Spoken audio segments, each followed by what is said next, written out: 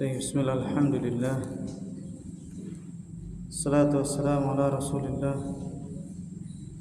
wa ala alihi wa sahbihi wa man tabi'ahum bi ihsan ila yaumil din. Amma ba'd. Kita lanjutkan kitab Al-Mulakhas fi Syarhi Kitab At-Tauhid ta'lif Fadilatul Syekh Dr. Shalih bin Fauzan bin Abdullah Al-Fauzan hafizahullah taala. Kita masih membahas berkaitan dengan at-tabarruk, yaitu bab man tabarraka bisyajaratin aw hajarin wa nahwihima. Barakallahu fikum. Al-barakah bermakna numu, tumbuh. Al-barakah maknanya adalah an-numu, tumbuh.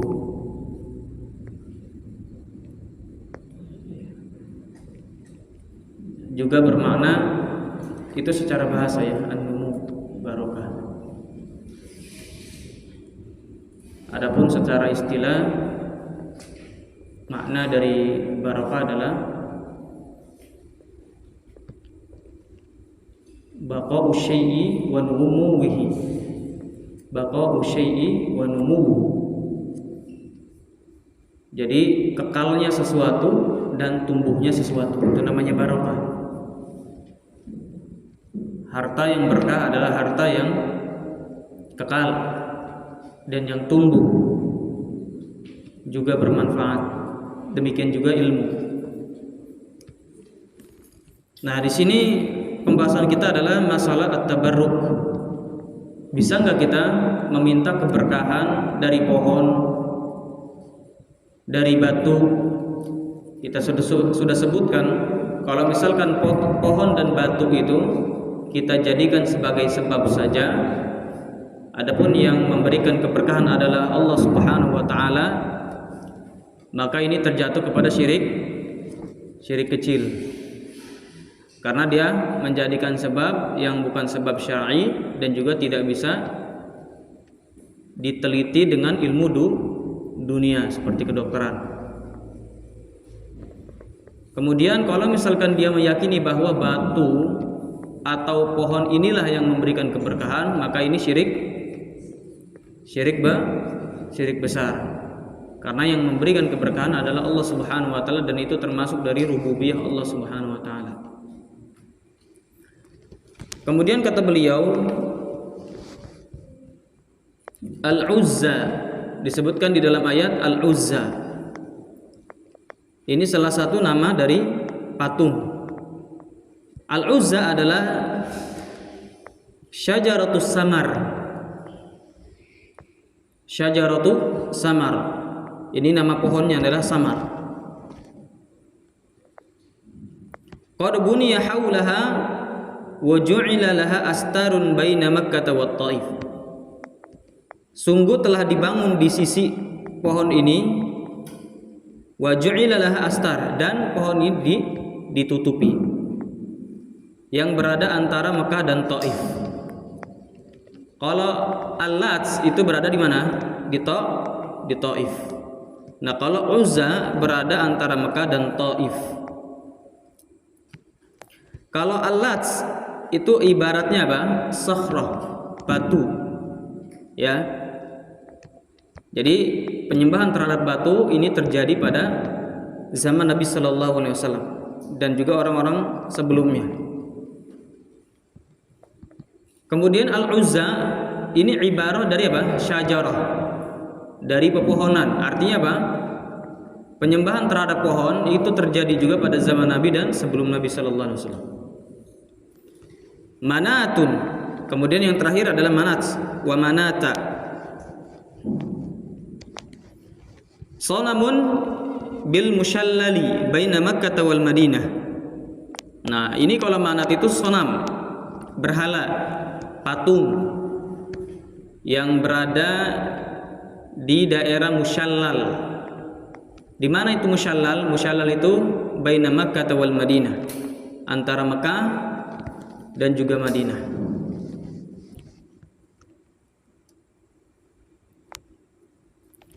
Barakallahu fikum. As-salisah al-ukhra. Apa yang dimaksud dengan as-salisah al-ukhra? Tiga yang lain. Dhammun laha bita'akhur. Celaan untuk yang ketiga ini bita'akhur, dengan memposisikan di akhir. Ai al-muta'akhirata al-wadi'ah al-miqdar. Artinya apa? Al-muta'akhir, diterakhirkan peletakannya sebagai miqdar, sebagai tingkatan. Alakumud dzakar taj'aluna lakum ma tuhibbuna wa huwa dzakar. Apakah kalian memiliki az-zakar, atau apakah kalian atau untuk kalian itu adalah anak laki-laki? Maksudnya apa? Taj'aluna, engkau jadikan untuk kalian sesuatu yang kalian sukai. Apa itu? Yaitu anak laki-laki. Memang di kalangan Arab ini, kalau mereka memiliki anak laki-laki itu suatu kemuliaan dan suatu kelebihan, keutamaan yang Allah berikan. Jadi mereka katakan anak laki-laki adalah untuk kita, adapun untuk Allah Subhanahu wa taala adalah anak perempuan. Makanya mereka sebutkan para malaikat itu adalah banatullah, anak-anak perempuan Allah Subhanahu wa taala. Walahul unsa taj'aluna lahul inas haitsu taquluna al malaikah banatullah.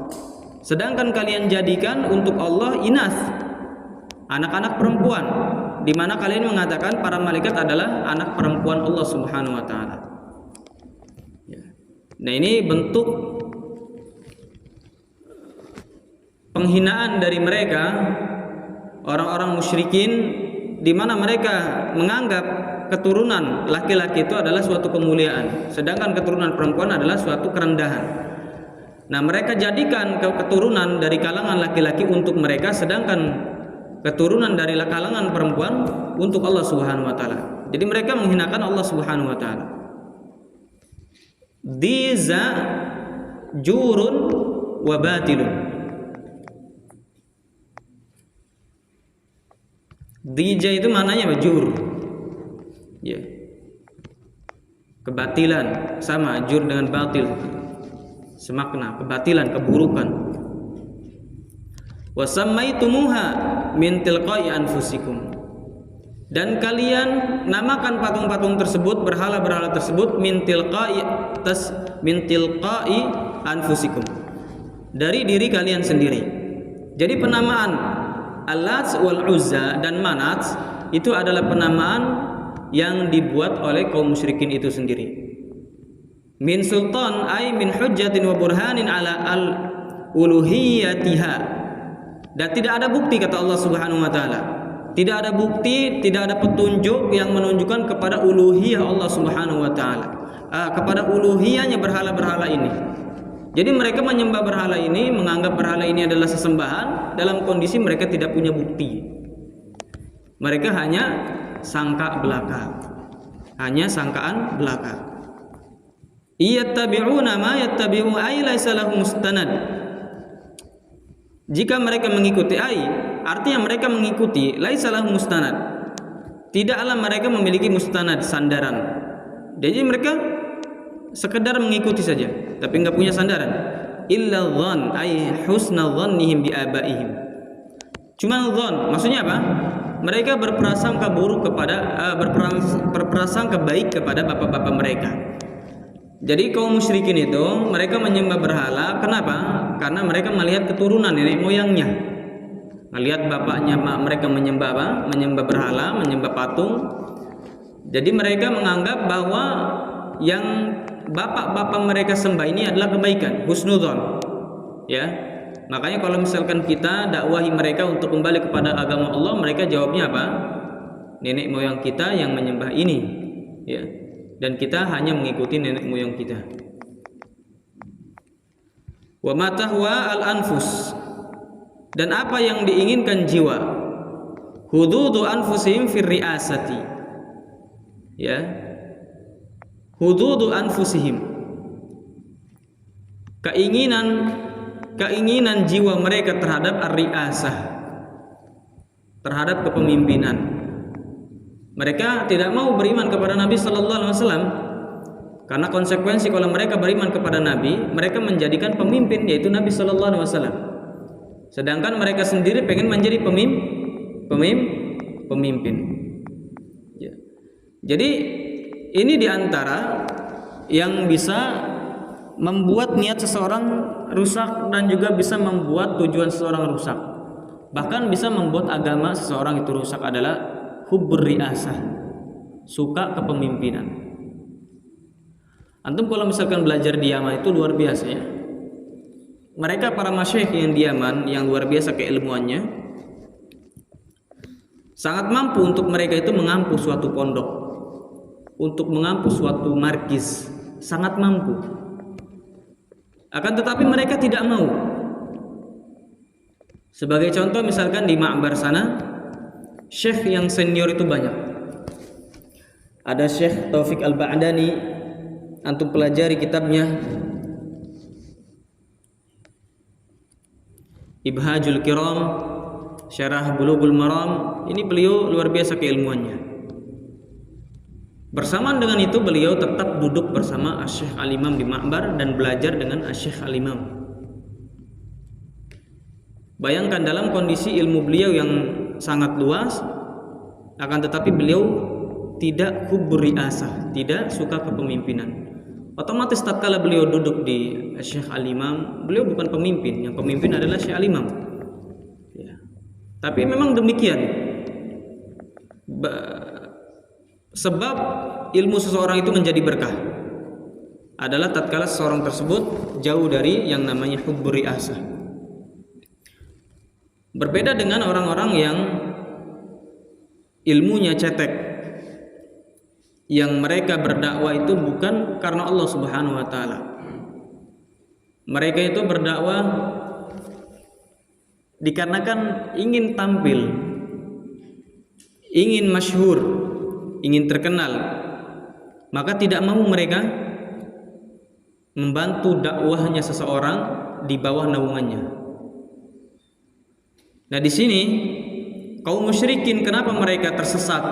Tidak mau beriman kepada Nabi Shallallahu Alaihi Wasallam, termasuk juga orang Yahud dan Nasara, karena sebabnya mereka adalah hubbur riasah, suka kepemimpinan.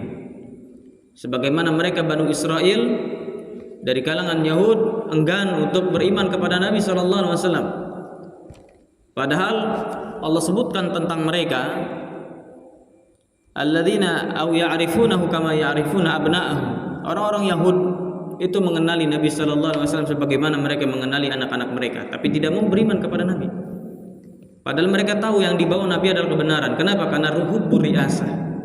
Mereka merasa dirinya lah yang paling berhak untuk mendapatkan kepemimpinan tersebut.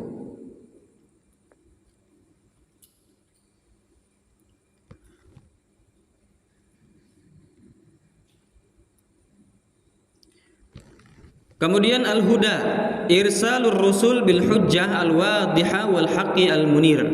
Petunjuk. Apa yang dimaksud dengan petunjuk di dalam surat ini, yaitu surat An-Najm, adalah pengutusan para rasul dengan membawa hujjah yang jelas dan kebenaran yang menyinari.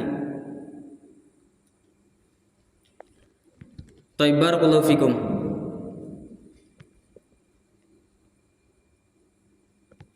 Jadi makna dari walaqad ja'ahum min rabbihim al-huda, telah datang kepada mereka petunjuk. Nah, petunjuk yang dimaksud di sini apa? Adalah pengutusan para rasul dengan membawa hujjah, ya. Al-huda yang di sini dimaksud adalah pengutusan para rasul. Al-ma'na al-ijmalil ayat, makna secara global untuk ayat-ayat ini, yuhajju ta'ala al-musyrikin fi ibadatihim ma la ya'qilu min hadhil awthan ats-tsalatsa madza ajadtuhum wa yuwabbihuhum ala jawrihim fil qism haitsu nazzahu anfusahum 'anil inat wa ja'aluha lillah. Jadi di sini Allah Subhanahu wa taala menantang kaum musyrikin tentang peribadahan mereka, sesuatu ma la yu'qal, yang tidak bisa atau tidak bisa masuk akal, tidak masuk akal dari berhala-berhala yang tiga ini. Madza aujadtuhum wa yuwabbihuhum,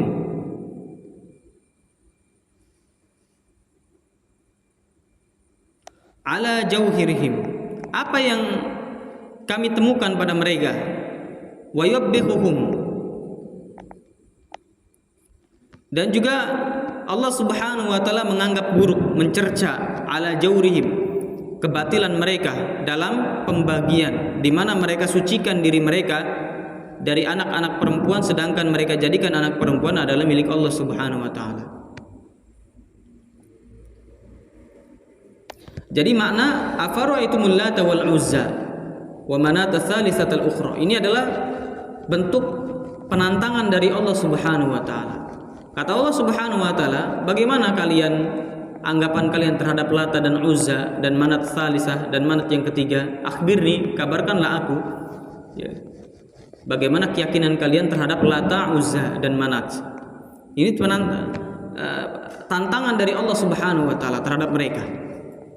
Tsumma yutalibuhum bil burhan ala sihhati ibadati hadhil asnam wa yubayyinu anna dhanna wa rubbata an-nufusi la yakunani hujjatan ala hadzal matlab. Kemudian Allah Subhanahu wa taala meminta kepada mereka bukti terhadap benarnya ibadah, benarnya penyembahan terhadap berhala-berhala ini. Dan Allah jelaskan bahwa adzan, sangkaan itu, wa rubbatal nufus, keinginan jiwa itu, la yakunan, keduanya tidak bisa dijadikan hujjah terhadap suatu matlab. Ya, suatu tuntutan, suatu perintah, suatu tujuan. Jadi sangkaan dan kehendak jiwa tidak bisa dijadikan hujjah menunjukkan benarnya suatu perkara. Makanya tahrifnya ahlul bidah menggunakan prasangka itu seluruhnya batil. Tahrifnya ahlul bidah yang menggunakan prasangka seluruhnya batil. Karena takwil mereka itu tidak bersumber dari Al-Quran, dari hadis atau dari bahasa Arab itu sendiri, tapi menggunakan prasangka-prasangka mereka. Mereka katakan kalau kita menetapkan ini berarti kita menyamakan Allah dengan makhluk. Mereka katakan kalau begitu makna dari lafaz ini, dari ayat ini bukanlah hakikatnya ini, tapi adalah yang selainnya. Contoh misalkan yadun. Kalau kita katakan Allah memiliki tangan, berarti apa? Prasangkanya apa? Allah sama dengan makhluknya. Dan Allah tidak mungkin sama dengan makhluknya. Berarti yadun di sini bukan maknanya tangan, hakikatnya tangan, bukan. Tapi maknanya adalah thawab, pahala, atau maknanya kuwah, kekuatan Allah Subhanahu wa taala. Nah, ini menggunakan prasangka, dan prasangka tidak bisa dijadikan hujjah. Sama yang diyakini oleh orang-orang akuis ya. Tatkala mereka mendengar hadis Rasul sallallahu alaihi wasallam tentang Rasul sallallahu alaihi wasallam diberikan syariat salat 5 waktu yang sebelumnya ada 50 waktu. Kemudian Nabi Sallallahu Alaihi Wasallam bertemu dengan Musa dan disuruh kembali lagi, bertemu lagi, suruh kembali lagi, dan seterusnya sampai 5 waktu. Kata mereka, ini kayaknya nggak masuk akal. Hadis seperti ini nggak mungkin. Nabi datang ke Allah, diberikan 50 waktu, kemudian bertemu Musa, suruh kembali lagi, ya kepada Allah untuk meminta keringanan, kemudian sudah dikasih keringanan, ketemu lagi, disuruh kembali lagi sampai 5 waktu. Kayaknya nggak mungkin ini. Ya.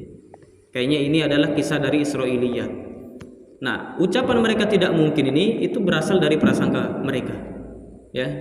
Padahal hadisnya adalah sahih. Wa innamal hujjah fi dzalika ma ja'at bihi rusul minal barahin al-wadihah wal hujjajil qati'ah ala wujubi ibadatillahi wahdah wa tarki ibadatil asnam. Dan hanyalah hujjah tentang masalah tersebut sesuatu yang dibawa oleh para rasul dari bukti-bukti yang nampak, hujjah-hujjah yang pasti terhadap wajibnya beribadah kepada Allah semata dan meninggalkan peribadatan kepada berhala-berhala. Artinya ikhwan, bertabarruk kepada selain Allah itu termasuk bentuk ibadah, ya. Tabarruk itu termasuk bentuk ibadah. Tatkala antum ngalap berkah kepada Allah Subhanahu wa taala, meminta keberkahan kepada Allah Subhanahu wa taala dengan perantara ilmu mungkin, ini adalah bentuk ibadah kepada Allah Subhanahu wa taala, menyembah Allah Subhanahu wa taala. Jadi kalau misalkan bertabaruk kepada selain Allah itu adalah kesyirikan. Kenapa? Karena sejatinya dia menyembah selain Allah. Munasabatul ayati lil bab. Kecocokan ayat-ayat ini untuk bab ini adalah anna fiha tahrim at-tabarruk bil asjari wal ahjar wa i'tibaruhu syirkan. Bahwa di dalam ayat-ayat ini terdapat pengharaman tabarruk terhadap al-asjar, kepada pohon-pohon, wal ahjar, dan juga batu-batuan. Wa'tibaruhu syirkan, dan dianggap itu sebagai bentuk kesyirikan. Fa inna ubada hadhil asnamil madhkurati innama kanu ya'taqidun, dikarenakan para penyembah berhala yang telah disebutkan di sini hanyalah mereka meyakini husul al barakah minha bi ta'zimiha wa du'aiha, akan terjadi keberkahan, akan didapati keberkahan dari apa? Dari berhala-berhala tersebut dengan cara mengagungkan berhala tersebut dan meminta doa kepada berhala. Dan meminta doa termasuk dari ibadah. Fatabarruk bil kubur katabarruki bil lat. Maka tatkala seorang bertabaruk dengan kuburan sebagaimana dia bertabaruk dengan al-lat yang dilakukan oleh orang-orang musyrik dulu. Wabil asjar wal ahjar katabarruk bil uzza wa manat. Dan tatkala seseorang bertabaruk dengan pohon dan juga batu-batuan sebagaimana dia bertabaruk dengan uzza dan manat.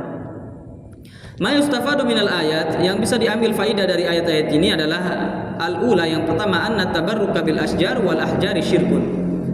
Bertabaruk dengan pepohonan dan bebatuan merupakan kesyirikan. Atsan, yang kedua masyru'iyati mujadalatil musyrikin. Disyariatkan untuk membantah kaum musyrikin li batali syirki. Untuk apa? Untuk menghentikan kesyirikannya, untuk membatalkan, ya, mengecap batil kesyirikannya, wa taqriri tauhid, dan menetapkan tauhid. Nah, ini adalah tujuan dari seorang membantah atau berdiskusi, adalah untuk mencegah kesyirikan, mencegah kefasikan, keburukan, dan juga menegakkan kebenaran atau tauhid. Asalisa, yang ketiga, anal hukma la yathbut illa bidalili mimma anzalallahu la mujarrada dhann wa hawa nafs. Bahwa hukum itu tidak bisa tetap kecuali dengan dalil yang diturunkan oleh Allah Subhanahu wa taala, bukan sebatas sangkaan dan juga hawa nafsu. Ar-rabi'ah, yang keempat, annallaha qad aqamal hujjata bima arsala minar rusul wa anzala minal kutub. Bahwa Allah Subhanahu wa taala telah menegakkan hujjah dengan cara mengutus para rasul, dengan cara dengan cara memberikan perkara, atau dengan cara mengutus para rasul, dan juga dengan cara menurunkan kitab-kitabnya. Jadi ikhwan fillah, intinya masalah tabarruk di sini untuk singkatnya atau rinciannya atau khulasahnya, ringkasnya, satu, yang pertama membahas berkaitan dengan definisi tabarruk. Ya. Tabarruk sendiri yaitu al-barokah. Tabarruk itu diambil dari al-barokah yang maknanya numu, tumbuh, ya.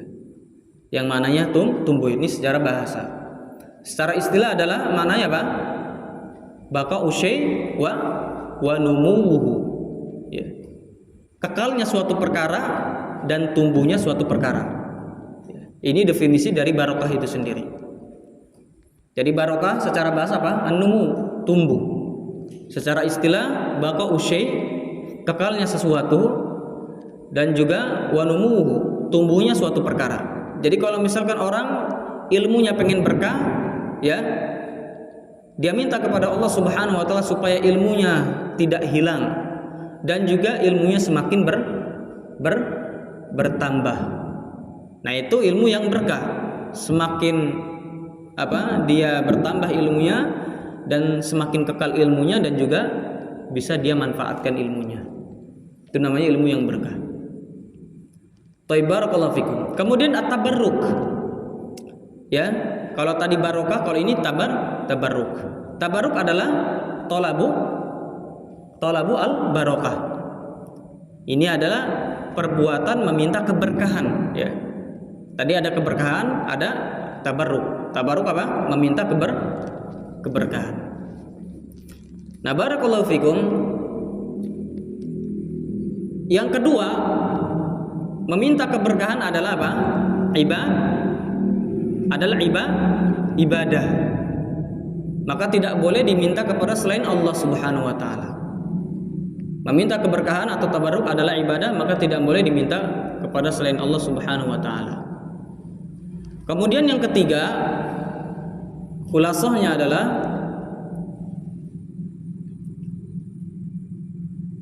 tabarruk terbagi tiga. Tabarruk terbagi tiga. Yang pertama syar'i.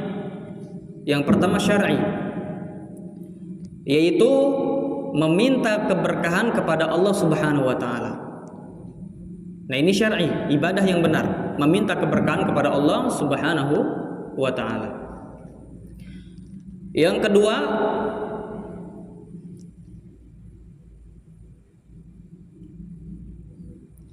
bid'i dan syirkul asghar. Bid'ah dan syirik kecil, yaitu dia menjadikan sesuatu sebagai sebab, yaitu dia menjadikan sesuatu sebagai sebab Allah memberikan keberkahan. Menjadikan sesuatu sebagai sebab Allah memberikan keberkahan yang bukan sebab syar'i, yang bukan sebab syar'i, yang bukan sebab syar'i.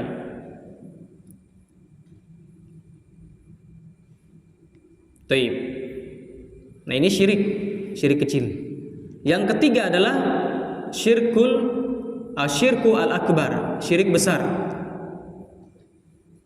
Syirik besar, yaitu meminta keberkahan kepada selain Allah, yaitu meminta keberkahan kepada selain Allah Subhanahu wa taala. Nah, ini adalah ringkasan dari bab yang telah kita baca ini berkaitan dengan tabarruk. Dan jelas sekarang bahwa yang dilakukan ahlul bidah masyarakat Indonesia, yang mereka bertabarruk kepada kuburan, kalau mereka meyakini kuburan itu adalah sebab Allah memberikan keberkahan kepada mereka, berarti syirik kecil.